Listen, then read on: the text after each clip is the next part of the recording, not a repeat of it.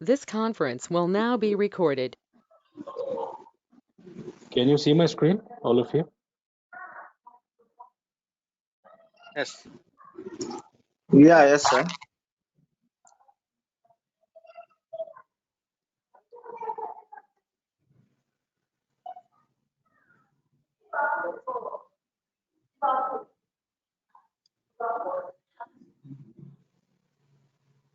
Let me know if you face any issues, like if you miss my voice or if you miss seeing my screen, let me know.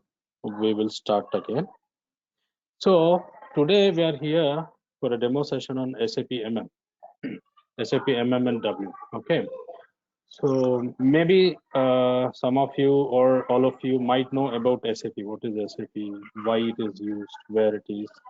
But still, we will have a brief discussion on that. Why? What is SAP? Why it is need? Where it is need?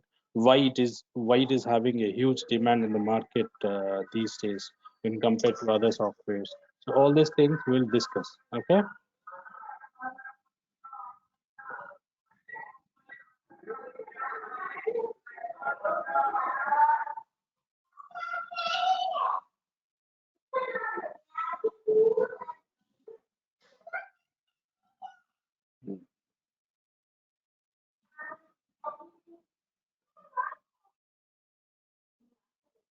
Just give me a moment.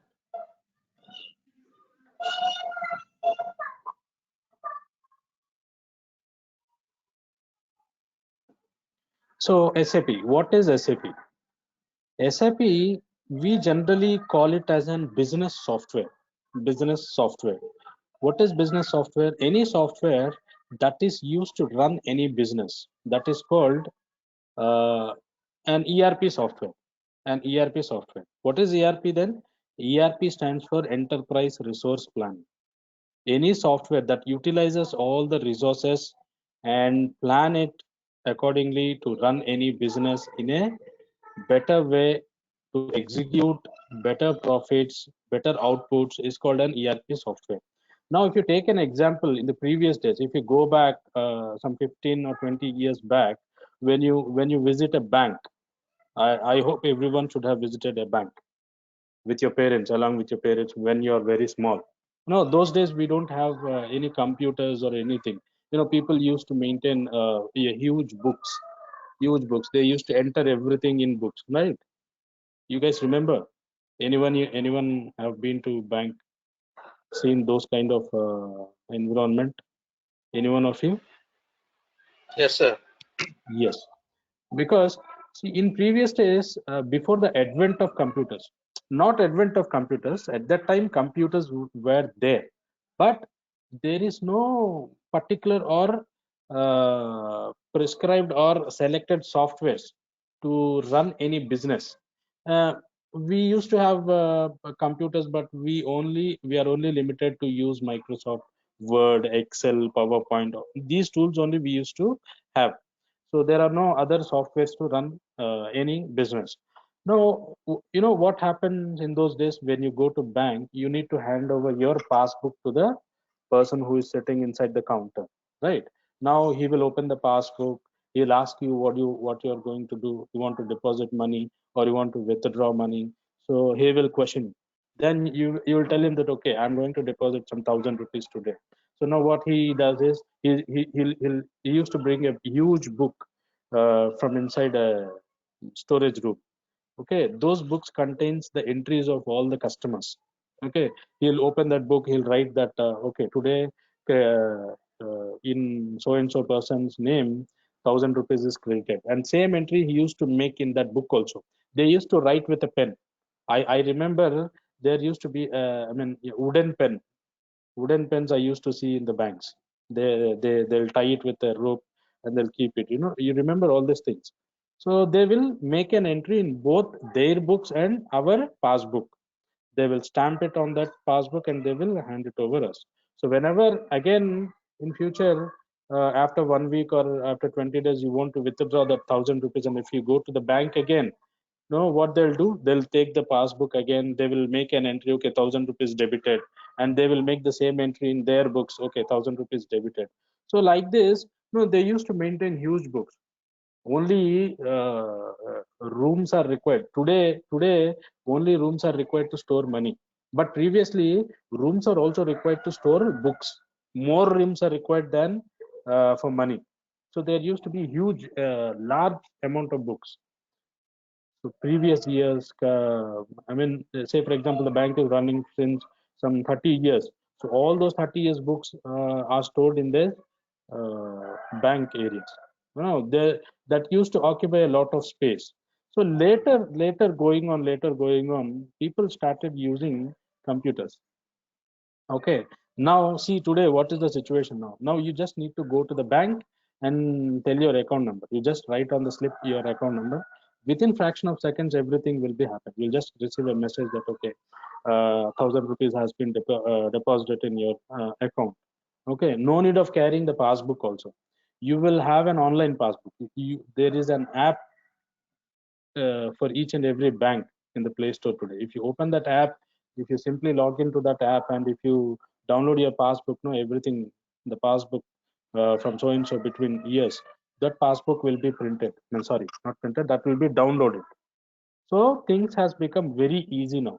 Now I'm telling that things has become very easy now. Because of what things has become very easy now? The first thing is computer. The next thing is the software that is used to run the business.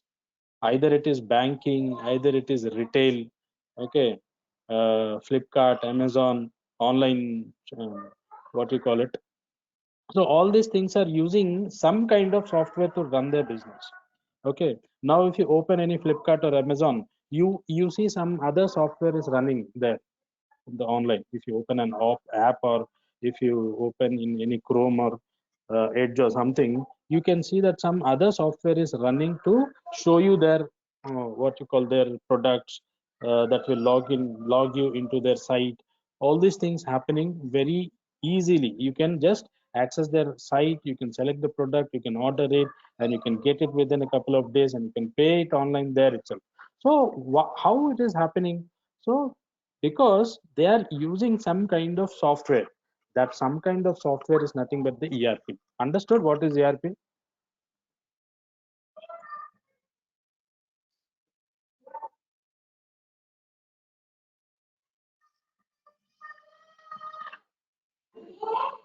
Hello.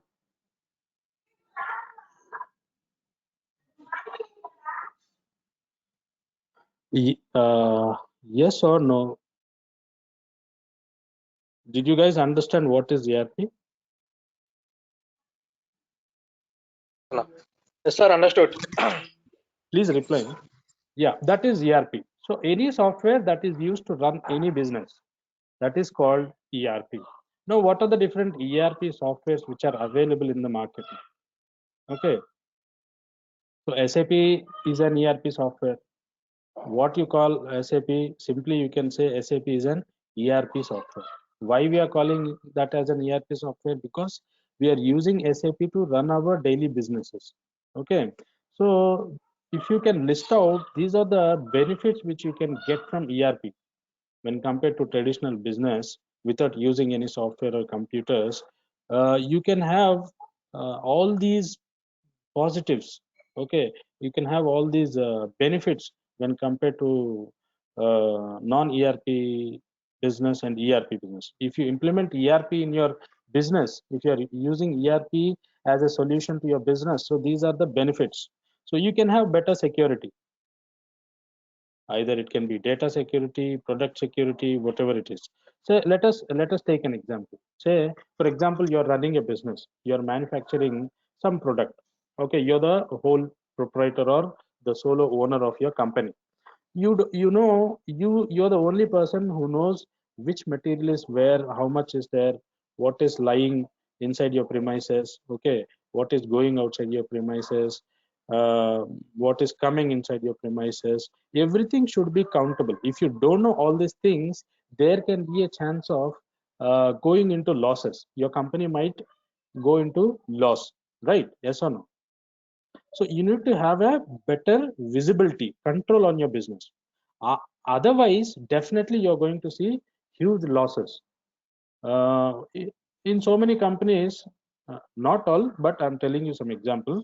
So many companies know there can be loss of products. Some people who are working in company, or some people who are company visiting your company to see your company, they might come and take some product without your permission. They might rob your products, or while transporting you can lose your products. Okay, so these things can happen. So there can be data breach. So somebody can sell your data to some other person, how you are manufacturing this product, what is the formula you are using. So all these things you should take very particular and perfect care. Otherwise there can you should experience huge losses. So you can have better security when you choose ERP as your business solution. Okay, then you can have good productivity. Good productivity. Say for example, if I give you another example here, and you know how seed oil extracted. So they will select some seeds, they will press it, and they will uh, take the seed oil. So after taking the seed oil, there will be some byproducts, right?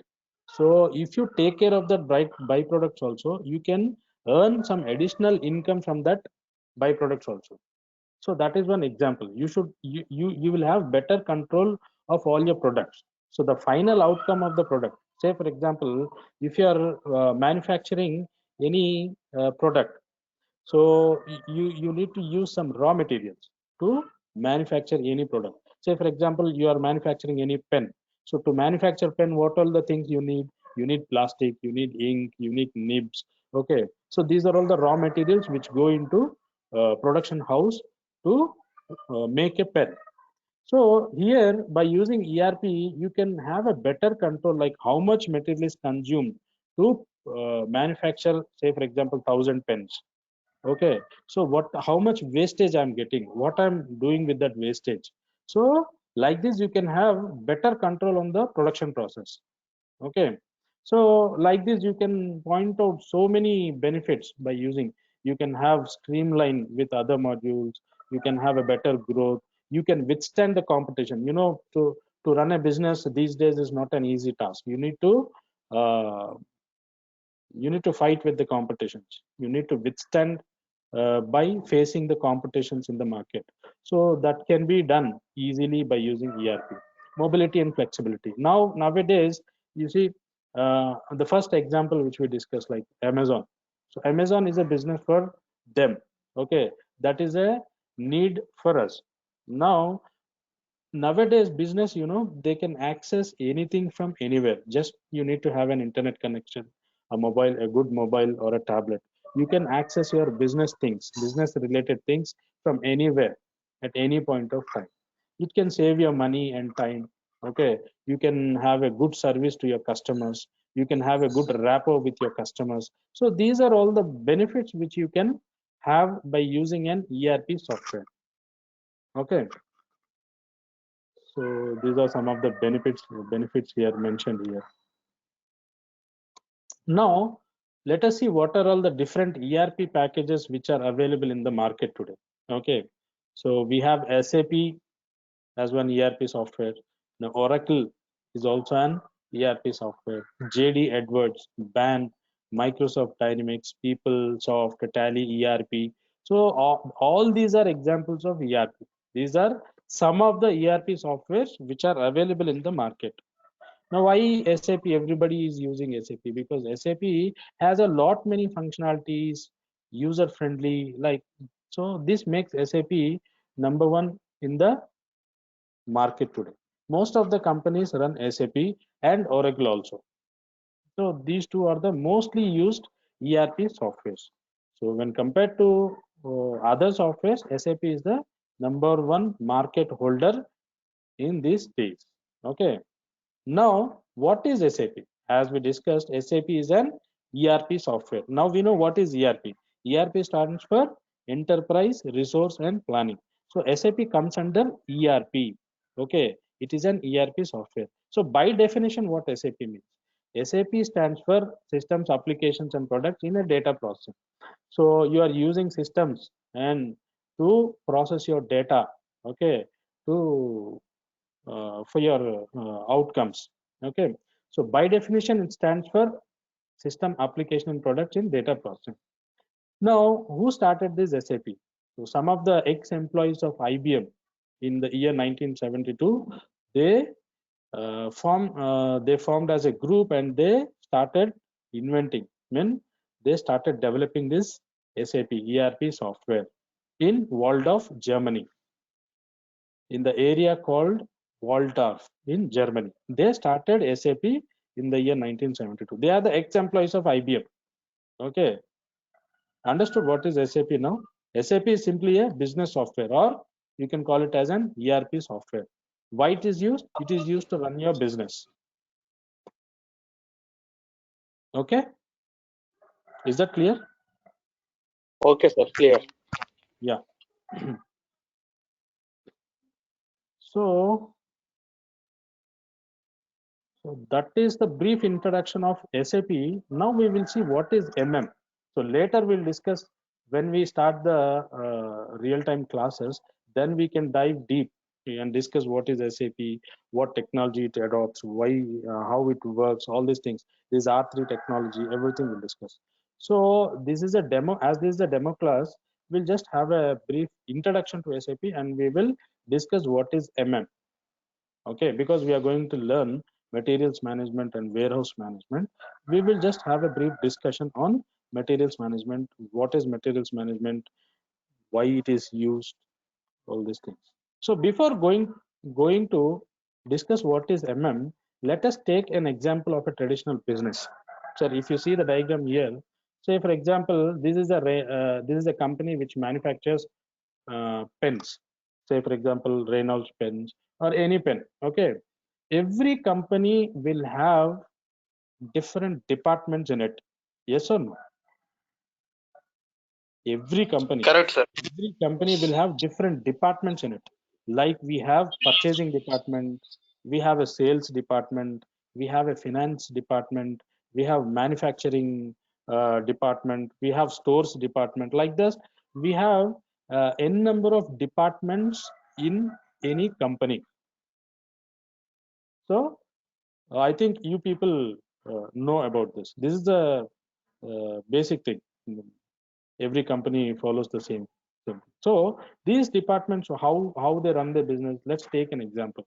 Say for example, my company is Reynolds pens. I manufacture Reynolds pens and sell them to the customers. So one fine day, I had an order. See, I have 4 customers here: C1, C2, C3, C4. So from one of them, I got an order of 1,000 pens. Just listen carefully. If you understand this process, no, then you will understand the whole MM cycle. So one fine day, I had an order of 1,000 pens from one of the customers. They asked me to send some 1,000 pens immediately, or within a week, or within a 10 days, or within 15 days. Something. I had an order. Finally, I had an order of 1,000 pens. Now, as a company, what happens in the company? Just observe carefully. What? So they receive an order at which department? Sales department. Sales department will receive an order of 1,000 pens. Now what they will do? They'll check in the finished goods store. They will have a storage location, right? They will inquire in the finished goods storage. They will call them and they will inquire that, see, we have an order of 1,000 pens. Please confirm if you have the 1,000 pens ready to be shipped to the customer. If the storage people says, okay, we have 1,000 pens, then they will immediately ship those 1,000 pens to the customer. They'll dispatch those 1,000 pens to the customers. There ends the business. Okay, so here SAP SD people are only working here. Only SD came into picture. Now for example, say for example, now when SD people or the sales department call the storage, so stores department, and inquired about the storage stock, whether they have the 1,000 pens, and if they reply to the sales department that no sir, we are having only 600 pens ready as of now, and we need to manufacture and we need to produce 400 pens. If they say like that, then what happens next? Now what these people will do is they'll call the manufacturing department and they will send a request to them asking them to prepare 400 pens immediately. Okay, understood till here? When there is a shortage of 400 pens, what they will do is they will inquire, they'll call the manufacturing department, production department, and they will request them to manufacture the remaining 400 pieces of pens so that they will ship the 1000 pens altogether to the customer. Now, as there is a shortage of 400 pens, what they'll do is they'll ask the production department or manufacturing department to start the production for the 400 pens. Okay, now again what happens, see, observe carefully. What these production people will do is they will inquire again to the storage department. So to produce 400 pens, they require some amount of plastic, they require some amount of ink, they require some amount of nibs, they require some amount of colors, everything, raw materials, right? Understood? Are you getting my point? Yes, sir. Yes, so they require some amount of raw materials which go into the production plant and which comes out as a final finished product, as which is nothing but a pen. So now these manufacturing people will again call up the storage department and ask them whether they have the required raw material ready for manufacturing 400 pens. Now who is working here? SAP PP production planning people are came into picture here. Okay, initially when there is stock, when we receive a order, SAP SD came into picture. Okay, now when there is no stock and when there is a discussion of production, then SAP production people came into picture. Now what these people did, they inquired the storage department again and they asked for if the raw material is ready to start the manufacture. If they say yes, we have the raw material ready, then they will send that raw material like plastic, ink, nibs, everything to the production department, and they will simply produce the pens and they will uh, pass the information to the sales department, or they will send the finished product to the finished goods, and this finished goods store will pass the information to the sales department, and this sales department will ship the 1000 pens directly to the customer. There ends the story. Now again, when these manufacture people ask this storage department whether they have the raw material or not, so previously what happened, they said yes, they had. Now what if they said no, we don't have the enough raw material, we need to buy it from the outside. Okay, we don't have enough plastic or enough ink or enough nibs or enough colors, whatever the raw material which is required to manufacture the pen, that is not available with our as of with our stores as of now, we need to buy it immediately. Now SAP MM people comes into picture. Understood?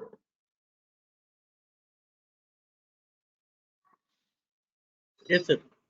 Yes. Now SAP MM people comes into picture. Purchasing people will come into picture. So they will send a purchase order. They will send a purchase order to some of their known vendors. Remember my word, some of their known vendors. So they have already some vendor information. They already have some vendor information stored in their systems. Okay, they will send an purchase order to vendor asking them to supply the required raw material. Okay, now when there is no enough raw material in our storage sections, in our storage areas, then MM or SAP MM or purchasing people come into picture.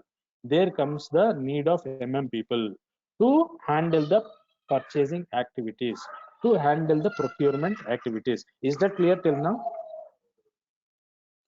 Yes, sir. What is the main aim of the SAP MM team? Is to handle the purchasing activities.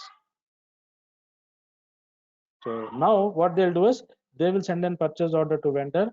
The vendor will send the material to their premises. Now after they receive the material, they do a goods receipt, confirming that okay, whatever we have ordered with vendor is received. So that is the goods receipt confirmation. It is a confirmation that they have received whatever they have ordered from the vendor. Okay, now so they will store this raw material in their storage areas. Now how they store it, okay, when they store it, where they store it. So all those information, to know all those information, then SAP WM comes into picture. Okay, simply storing somewhere or anywhere, then WM people are not required. Okay, to handle the storage in a better way, so where the product is going to be kept, uh, when it is going to be, how much it is going to be, in what type of storage areas, storage types, it is going to be stored. So all those things are taken care by SAP WM team. Okay, so that we'll discuss later, SAP WM team. So WM process. As of now, I think we are clear why SAP MM is needed in any business. Is that clear?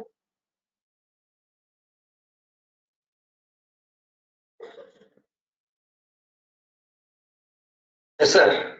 Yeah, good.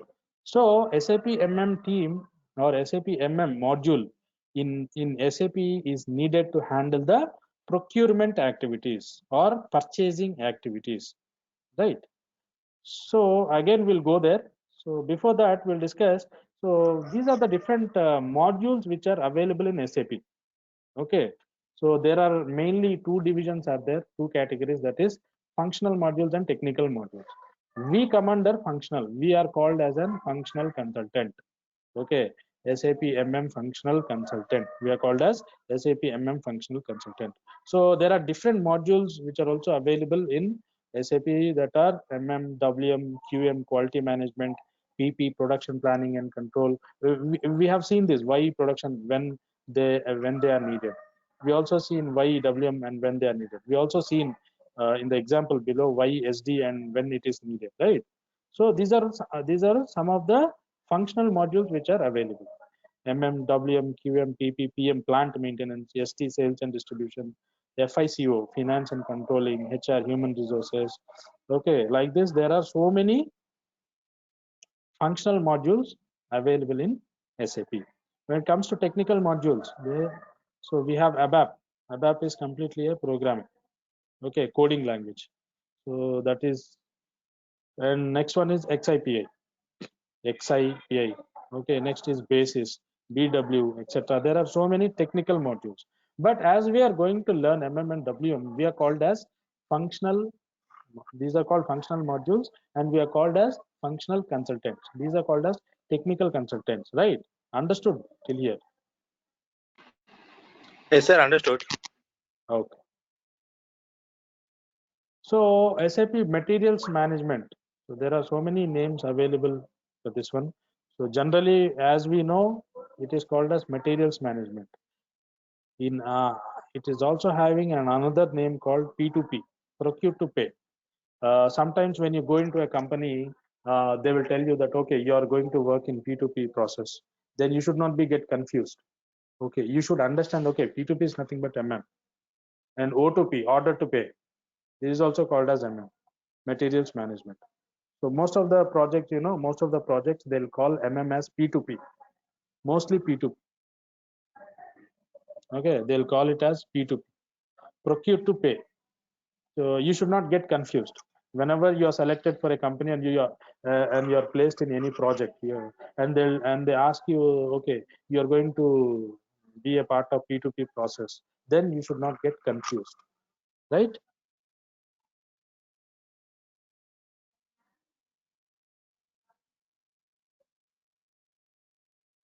So next we'll discuss about what is MM cycle. So we are till now we are clear that okay, why MM is needed.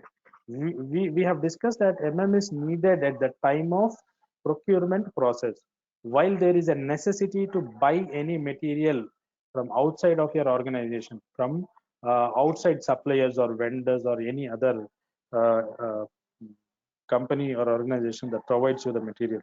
So there we'll find the need of SAP MM. Now, how MM starts and how MM ends? What is the starting point of MM and how it ends? So that is called MM cycle. So how it starts? Now, see, it starts with the requirement gathering. Now, if we go to the above example here also you should have observed one point. See, this purchasing department, can any one of you tell me when they decided to buy a material, did they decided on their own to buy some material without any requirement, or they started buying the goods when they get some requirements from some other department?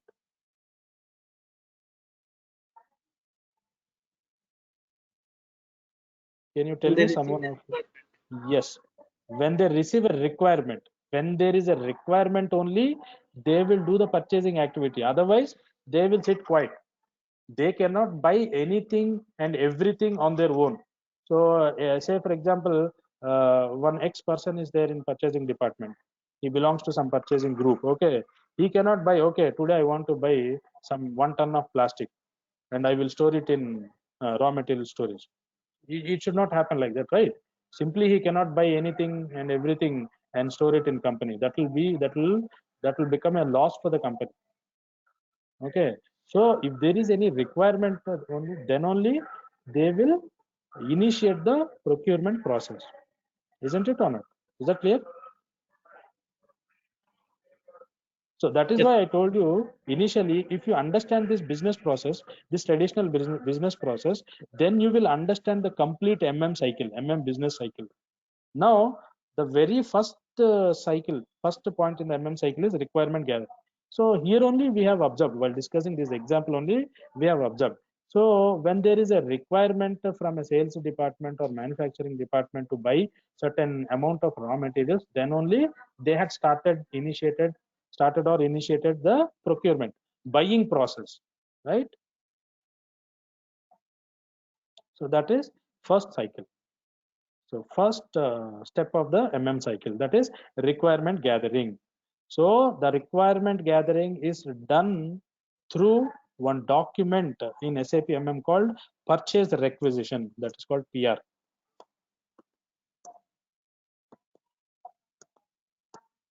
Purchase requisition, that is PR. So the requisitions are prepared or made by preparing a document called purchase requisition. Next step is source determination. Now, if we again go back to the example which we discussed here, I told you when they start, before they started or initiating the procurement process, I told you one point that they have their known vendors. You remember?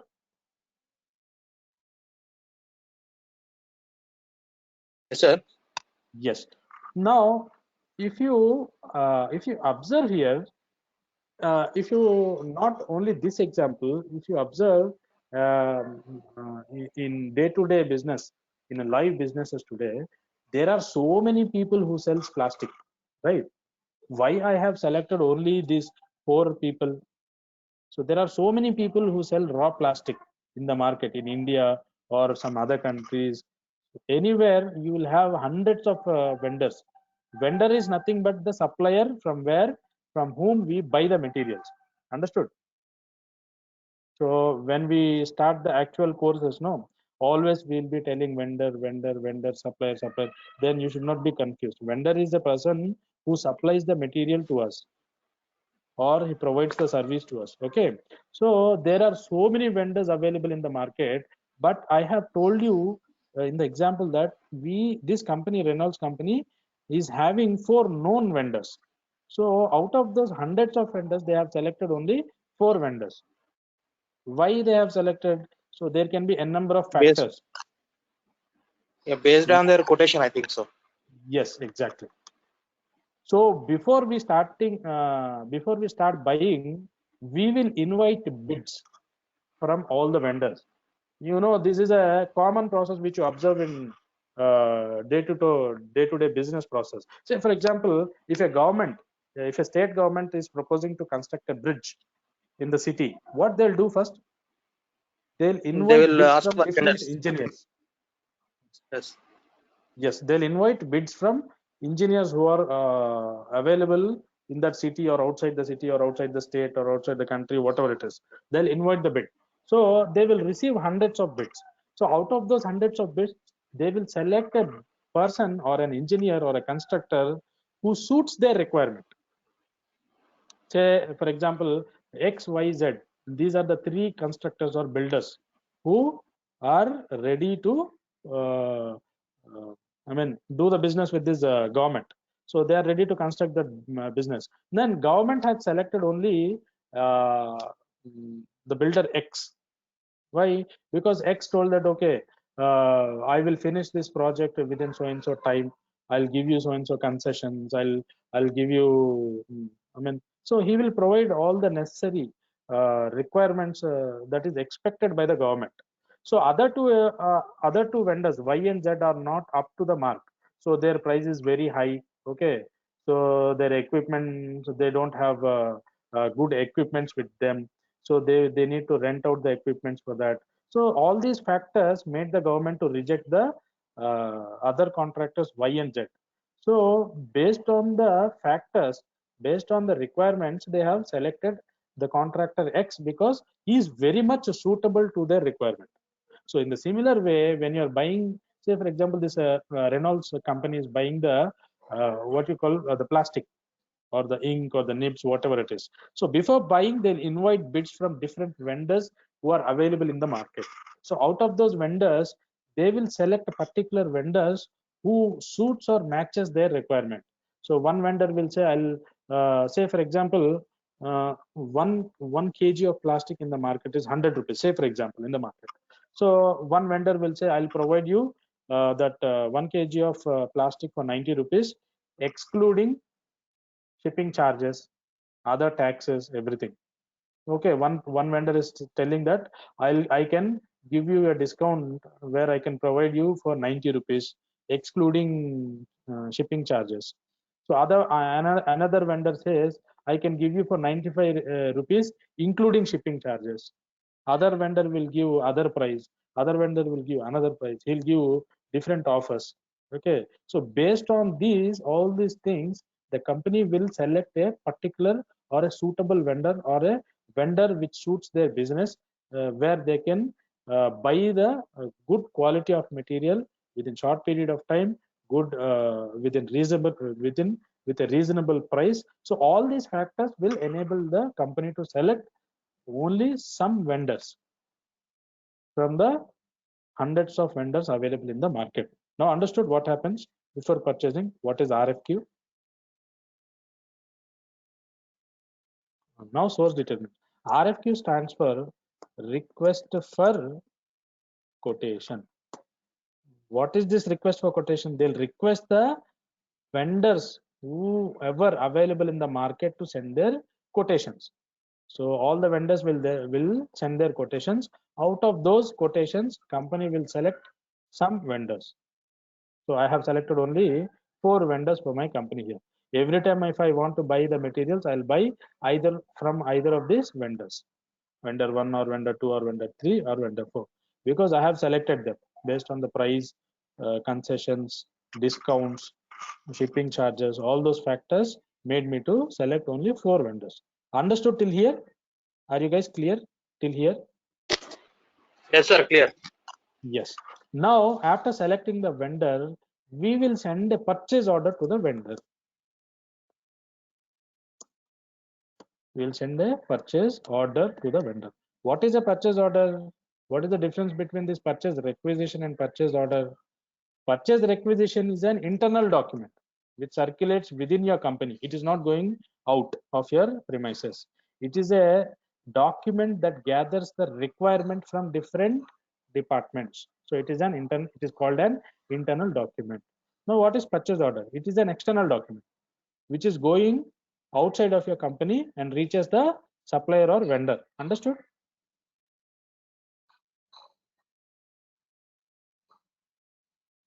Yes or no? Yes, sir. Understand, sir. Yes. Also, purchase order is also called as a legal document. Legal document between the supplier or vendor and our organization. So PO, purchase order, is also called as a legal document between the supplier and our organization, because it holds all the information, whatever you are buying from the vendor, that all that information is available in that purchase order. What you are buying, how much you are buying, for which cost you are buying, what are the different discounts which has been discussed between you and your supplier. All those information is available in that purchase order. So that is why it is called as an legal document between. So you are not going to cheat the vendor, or vendor is not going to cheat you. So whatever the terms and conditions agreed upon to buy that material, so that all those information is available in the purchase order. So based on that information only, he will provide you the material. Okay. So that is why it is called as legal document between the supplier and our organization. So we will send a purchase order asking him to send so and so material to our premises. Now, if you go back to the example again, so when there is no raw material available in the storage department or the storage area, these purchasing people will buy the material from vendor. How they will buy? They will send a purchase order to the vendor. What is a purchase order? It is a document which specifies the, what material is required, how much is required, by when it is required, including the prices, different prices. So in the purchase order only, you will send them, you will you will send the purchase order to the vendor, in which you will mention what you need. What we are requiring here, some plastic, some ink, some nibs, all these things are required. So those things you are buying from vendor. How you will tell the vendor that you need so and so material? That will be maintained in the purchase order. While you send a purchase order to the vendor, that purchase order contains the whole information about the materials which you are going to buy from them. Okay, so that is purchase order processing. After you process the purchase order, or after you send the purchase order to the vendor, so the next cycle is PO monitoring, purchase order monitoring. Say you have a deadline of 15 days. So you had mentioned in the purchase order that you require that material within the 15 days. Or you will mention a date, like say today is, what is the date today? Today is 14th. So by 20th you need the material. So there is a 6 days of lead time. Okay, within the 6 days, by the end of the 6 days, you, at any cost, you need that material to be available in your premises, because you need to quickly start the manufacturing process, because there is an order waiting at the sales department. You need to provide 1,000 pens. You need to ship 1,000 pens to the customer. Otherwise, if you delay in any manufacturing process, or if you get delayed in buying process, anything, you are going to lose that order of 1,000 pens. So customer will think that, okay, why should I buy the pens with him? There are so many companies in the market, I'll buy from them. Why should I waste my time waiting for them? Okay, like that you might lose the order. So you'll specify a particular time where you need this raw material. Okay, so you'll be, what you'll say, you'll be monitoring the purchase order. You'll be frequently sending messages or reminders to the vendor that, okay, I have sent so and so purchase order on so and so date, and we had confirmed that we will receive that material on 20th of this month. Please make sure that you don't do any delays in sending the material. Like that, you'll be sending some what you call reminders to the vendor. PO monitoring is nothing but you will be monitoring where your material is, when your material is going to come into your premises, whether the vendor has shipped your material or not. Now, if you order anything in Amazon or Flipkart, and if you go to your order section, so it will show you each and every step by step where your material is, whether the shipping has started or not, whether it reached the dealership, left the facility or not. All this information you'll be seeing. So like that, they'll be monitoring the stage of your material, where it is, whether it is shipped or not, when it is going to come, whether it is in transport, how it is coming, so whether they have shipped it or not. So like that, they'll be sending some reminders to the vendors to don't forget to send the material to our premises. Is that clear? PO monitoring.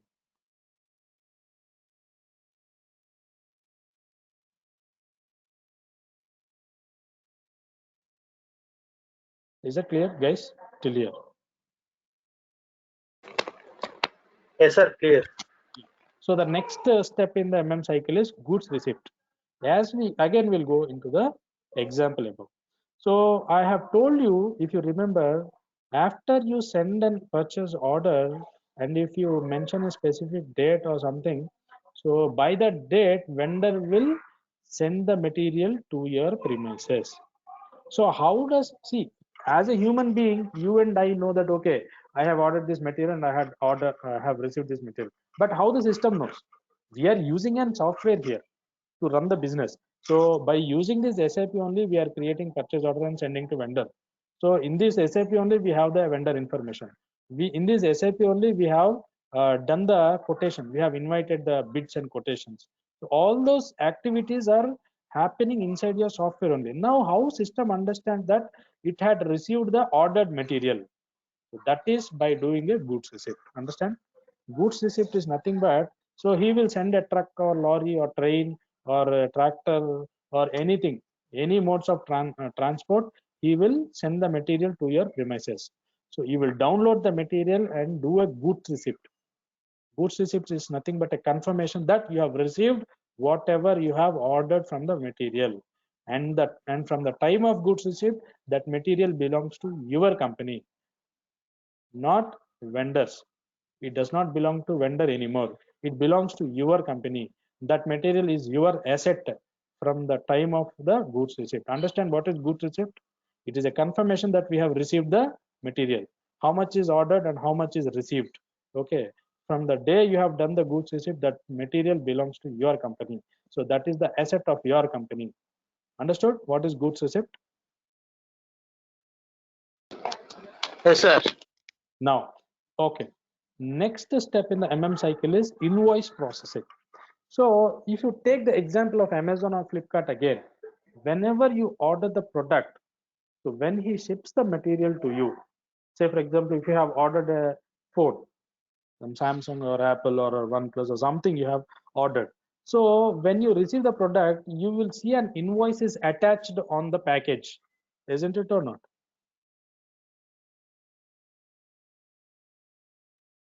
You'll see the bill. Come again, sir.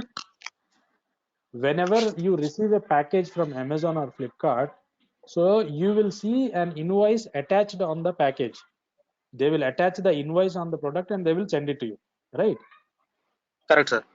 Yes. In a similar way, when you do a goods receipt along with the material, they will send an invoice. What is that invoice?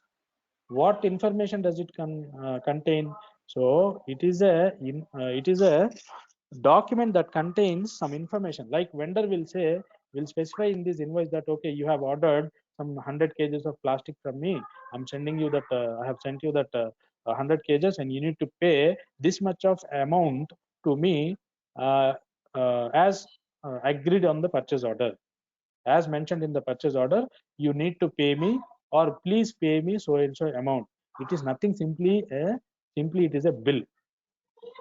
You'll receive a bill from the vendor. That is nothing but we call it as an invoice. Generally we call it invoice. So invoice specifies how much amount you need to pay to the vendor. Okay, so you will verify. We have invoice verification. You will verify the invoice sent by the vendor. Vendor says that you need to pay some 1,000 rupees for 100 kgs of plastic. Okay, I have ordered 100 kgs of plastic. You will verify the purchase order and you will verify the goods receipt also, that you have received the 100 kgs, and then you will compare with the invoice. Purchase order price is 1,000, goods receipt price is 1,000, and the invoice price is 1,000. If both are matching, then you will approve it and send it to the FI team. Now the next step is FI team will make the payments to the vendor. There ends the MM cycle. Is that clear to everyone, or any doubts or any confusion?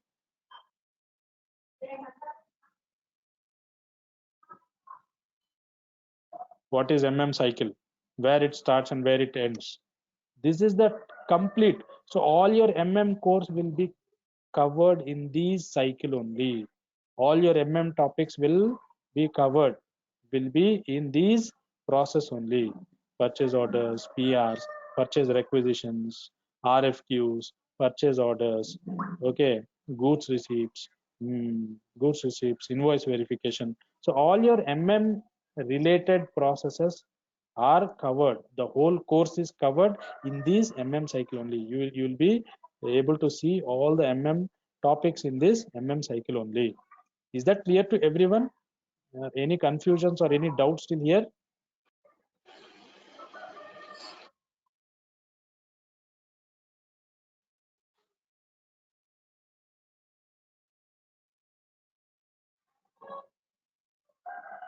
I did not get any answer from anyone.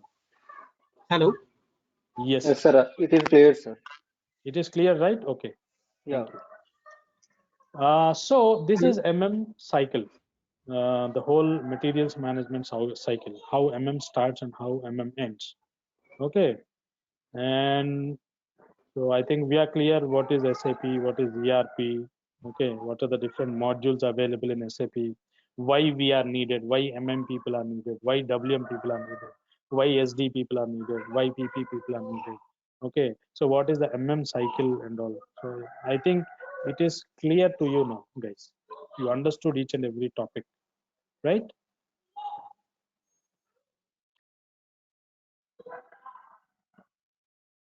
Okay, so we will stop till here for today, as this is just a demo class. So we will stop till here. So when we start the real-time classes, no, we will go deep into each and every topic. What is PR? How we create a PR? What are the prerequisites for creating a PR? What is RFQ? How we create it? What are the prerequisites? What is the PO? What are the prerequisites? How we manage the purchase orders? Okay, how we send the purchase order to vendor by email or something, how it goes out from your system. All these things we will discuss. What is migo, how we do that, what are the different steps to be considered while doing migo, miro. All these things we'll discuss deeply when we start our real-time classes. Okay.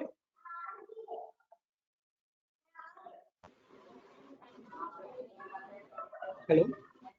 Okay, sir. Okay, Hello. thank. Yes, yes, Yes, sir. Pradeep here. I have found out. Sir, MM cycle, this transaction will be done by end user only, no, sir? Requirement of a yes, PRs.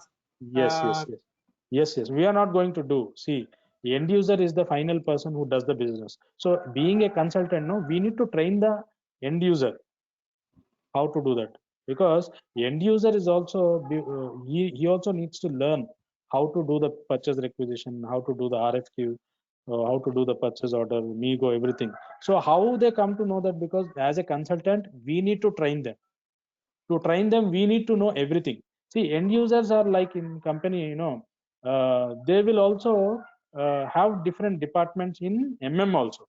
Some people will be doing only purchase requisition, some end users will only handle RFQs, some end users will only handle purchase orders, some end users will only do goods receipts, some of them will do only miros.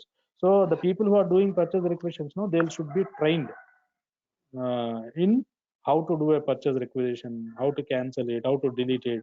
So all whatever the steps which are required in creating a purchase requisition, so they should be get trained. So from whom they will get the training?